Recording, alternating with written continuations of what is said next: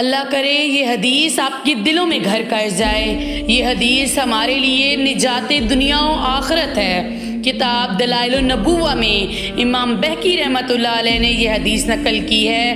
حضرت انس بن مالک رضی اللہ تعالیٰ عنہ بیان فرماتے ہیں، کہتے ہیں کہ ہم لوگ تبوک میں موجود تھے۔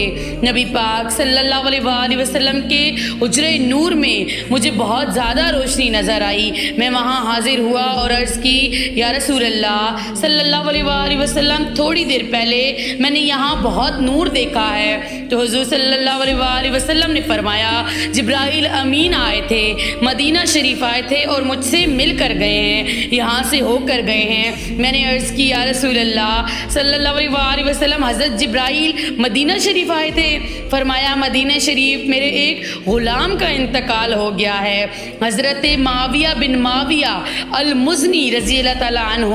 حضرت جبرائیل علیہ السلام عرض کر رہے تھے، یا رسول اللہ صلی اللہ علیہ وآلہ وسلم، رب کریم نے 70,000 فرشتے کو ان کے جنازے میں بھیجا ہے۔ حضور فرماتے ہیں، میں نے جبرائیل امین سے پوچھا کہ وہ کیا عمل کرتے تھے جس کے سبب 70,000 فرشتے جنازے میں آئے ہیں؟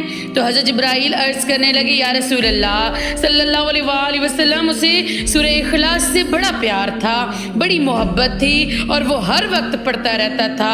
اس سورت کی برکت سے اللہ نے ان کے جنازے میں 70,000 فرشتہ بھیجا ہے۔ میرے مرنے پہ ہر سو شور مچ جائے گا، کہنے الوداع خود سرکار تشریف لائیں گے۔ اور میاں صاحب فرمانے لگے کہ بعد مرن دے مکھڑا میرا ہو جاوے جد تازہ، سمجھ لینا محبوب میرے نے آن پڑے آئے جنازہ۔